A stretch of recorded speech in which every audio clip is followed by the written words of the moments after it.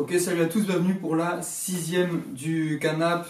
Cette fois-ci, on est nombreux, je suis en compagnie de Howard, a.k.a. Howard Sen, comme vous connaissez. Howard Sen, toujours là depuis le début. Toujours là, en compagnie d'aussi Pierre, a.k.a. Pierre, ça va être le running gag de à chaque fois que je le présenterai. A.k.a. Pisco. A.k.a. Pisco. Et puis a.k.a. moi-même aussi. Fexer, Félix, présentateur. Donc on est là pour parler de France-Uruguay, les quarts de finale, spéciale vidéo donc sur France-Uruguay aujourd'hui, comme la dernière qui était sur France-Argentine. Donc premier thème que j'avais envie d'aborder, c'était est-ce qu'on peut ressortir un joueur de ce France-Uruguay, est-ce qu'on peut donner un homme du match ou est-ce que c'est une performance avant tout collective?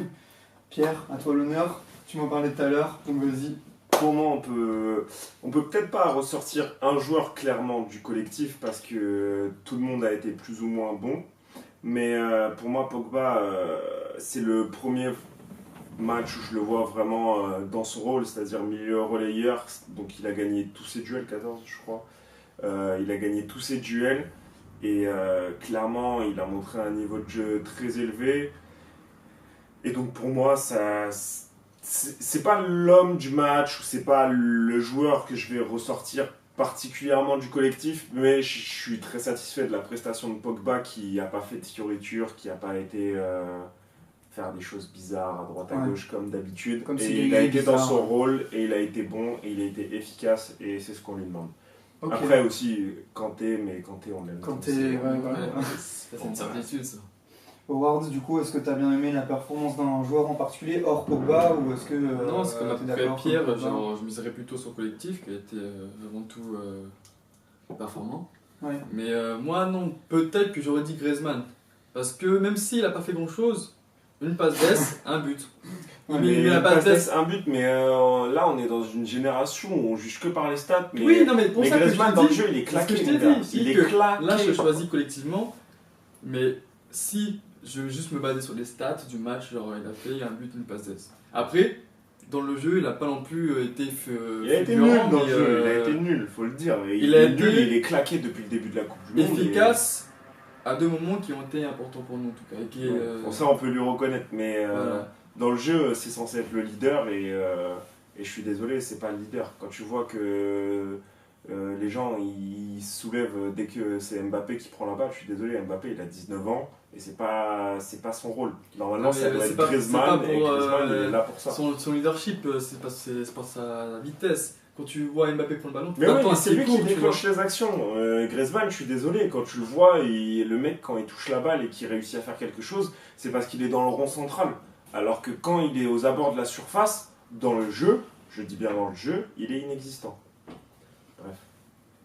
Moi, en tout cas, à part Griezmann, etc., j'ai beaucoup aimé la performance de Lloris. Ouais. Qui, sacré parade d'ailleurs. Ouais, qui a fait une parade déterminante. La défense en général. La défense globalement a bien tenu. Et j'avoue que c'est le match où la défense m'a le plus rassuré, puisque c'était un des points qui me faisait le plus stresser depuis le début de la compétition, où je trouvais Umtiti hyper faible. Varane sobre mais pas exceptionnel non plus, il n'y avait que Hernandez et Pavard.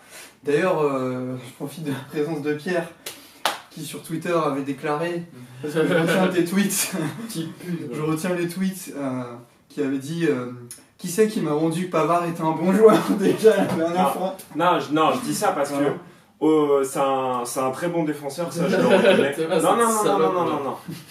C'est un très bon défenseur, ça je le reconnais.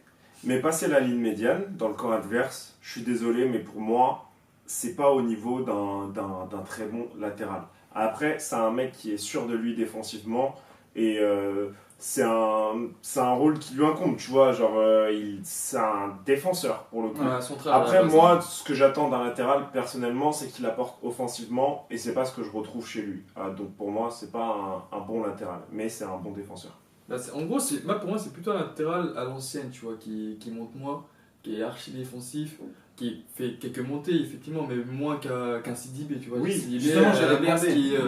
Moi, je préfère Sidibé, par exemple. J'allais te demander, est-ce que tu préfères... Moi, je préfère largement Sidibé, parce qu'en équipe de France, il a des prestations moyennes récemment, Sidibé, mais à Monaco, c'est un joueur, pour moi, exceptionnel. Et, cette saison bof, hein.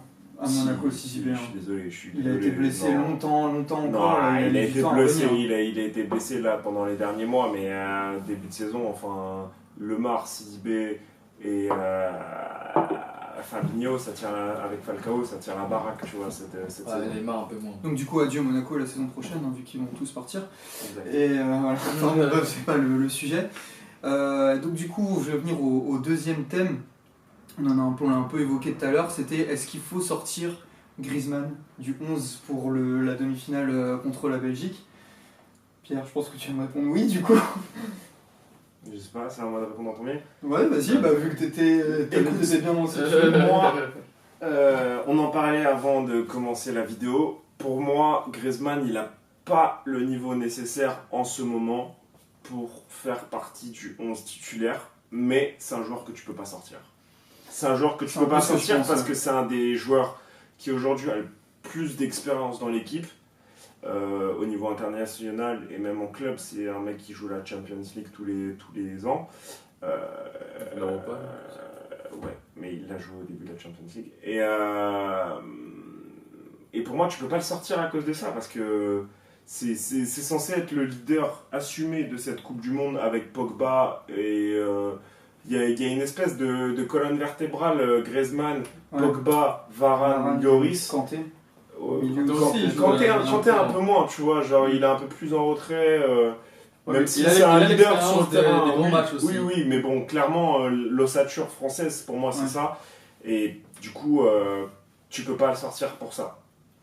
Ok. Moi, je pense un peu pareil. En vrai, même si moi, je le laisserais sur le terrain, même si je pense qu'il mérite pas d'y être. Pour moi, mais je le laisserais aussi parce qu'il est trop influent. Je pense même au sein du groupe, il est trop influent et je pense que même les joueurs voudraient pas qu'il sorte. Tu vois ce que je veux dire? Après, moi, ça m'irait très bien s'il fait une Coupe du Monde de merde et qu'il marque 2 buts en finale, tu vois. Clairement, moi, je signe tout de suite. Moi, je signe. Du coup, Howard, t'as désigné Griezmann homme du match par les stats. Ouais. Est-ce que tu le sortirais ou pas Non, c'est vrai qu'il est important. C'est vrai que de par son jeu, ses appels de balles, en plus, c'est un mec qui concentre sur lui au moins 2-3 joueurs adverses, parce que s'il est important, donc forcément, il faut un pressing assez fort sur lui, ce qui laisse des espaces après pour justement Mbappé ou autre. Mais ou Giroud. Mais après, moi justement, les gars, j'aurais plutôt. Il a énoncé, Pierre, vu un petit Fekir, quoi.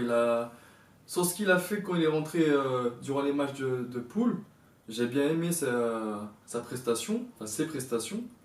Et j'aurais bien aimé le voir un peu plus. Je dis pas être titulaire à chaque match, mais je sens qu'il avait des choses à prouver et qu'il n'a pas eu le temps nécessaire pour le faire. Le problème de Fekir, c'est qu'après, il n'a pas joué, même s'il a été bon, très bon à Lyon cette saison, je dis pas le contraire, mais il n'a pas l'expérience des très gros matchs, des très haut niveau. Et puis il faut reconnaître à Griezmann une qualité, même s'il n'est pas très en forme pendant cette Coupe du Monde, c'est qu'il a un repli défensif de ouf. Et que, défensivement, il fait les efforts. Défensivement, c'est bien savon par Deschamps. Après, c'est pas que Deschamps, je pense que quand tu joues à l'Atlético Madrid avec Simeone, t'es attaquant, le repli défensif, tu dois bien connaître, je pense. Ah, c'est style argentin ça. C'est uruguayen, d'après ce qu'il dit. Ah ouais. Donc voilà, et puis du coup, Lloris, aussi, je voulais parler un peu de Lloris, vu qu'on n'en parle pas beaucoup depuis le début de la compétition. Est-ce que enfin il s'est montré déterminant dans les gros matchs? Est-ce que, enfin, moi perso, il me rassurait pas. Moi, j'étais pas objectif, peut-être, vu que j'étais plus team Mandanda, mais bon, bref. Est-ce que là, enfin, il vous a rassuré? Parce qu'il y a quand même beaucoup de gens qui n'étaient pas rassurés par notamment sa saison à Tottenham où les derniers mois, ça n'a pas été très bon. Il y en a qui, même pas que les Marseillais, il y en a beaucoup qui voulaient voir Mandanda passer devant. Est-ce que là, enfin, sur ce match-là, il vous a rassuré? Enfin, si vous n'étiez pas rassuré. En même temps, je sais pas que je n'étais pas rassuré parce que je sais les capacités qu'il a. On connaît tous Lloris. Certes, il est passé peut-être par une mauvaise passe, mais ça arrive à tous les joueurs à un moment donné de ta carrière. Et je savais qu'à un moment donné, il allait justement retrouver cette fulgurance qu'il a, cette détente, ces arrêts réflexes. Et j'attendais juste le bon match. Et là, il a sorti. Et je pense que ça va déclencher justement la suite. Et là, il va être à donf. Il reste 2 matchs et je pense que maintenant, il est focus, quoi. Ça a été le truc déclencheur. Le déclic, quoi. Pour moi, surtout, Lloris, il est dépendant de sa défense. Parce que si t'as c'est un très bon gardien sur sa ligne, mais c'est pas un très bon gardien quand faut sortir dans les pieds sur une contre-attaque, des trucs comme ça, c'est pas un excellent gardien. Donc en gros, quand on arrive à gérer le match comme on l'a fait contre l'Uruguay, c'est un très bon gardien. Ça, il n'y a pas de souci pour moi. Mais oui, c'est sûr qu'après le match contre l'Argentine, où on se prend quand même 3 buts, même s'il n'est pas réellement fautif, Courtois contre le Brésil, il y a plein de buts qu'il aurait pu se prendre où on se dit bon, il n'est pas fautif, le mec sort les arrêts, tu vois. Pour les grands clubs, pour les grandes nations, il faut des gardiens exceptionnels, tu vois. Il faut des mecs qui repoussent les limites de la physique, tu vois. Exactement, mais et ça, je le retrouve de temps en temps, comme sur l'arrêt sur la tête de je sais plus qui contre l'Uruguay. Mais niveau constance, moi je suis moyennement convaincu par Lloris. Et de toute façon, pour moi, Mandanda c'est toujours en dessous de Lloris. Et Areola, n'en parlons pas. Ok, donc lui il est plus pro Benoît Costil, apparemment, Pierre. Mais je trouve qu'on n'a pas une très bonne génération de gardiens, même si j'apprécie Lloris, je le mets dans le top 15 des meilleurs gardiens, top 20, tu vois, mais c'est pas non plus un gardien exceptionnel, quoi. Ouais. Donc un petit mot pour France-Belgique avant de conclure la vidéo, pronostic. Au petit pronostic pour France-Belgique. Allez, un petit 3-2. Moi, je pense que ça sera un match ouvert et je pense qu'on va gagner 3-1. Moi, je pense que ce sera un match fermé, mais avec pas mal d'occasions. Je pense qu'il va y avoir une grosse phase d'observation, mais je dis 2-1 pour la France. Moi, je dis 3-1. Sur ce, on vous donne rendez-vous donc mardi pour France-Belgique. On espère que vous serez là. France-Belgique à 20h pour mardi. Là, les potos. On conclut cette première vidéo sur les quarts de finale. Et voilà, on vous retrouve pour une autre vidéo pour Suède, Angleterre, Russie, Croatie et Belgique, Brésil. Allez, ciao. Brrr.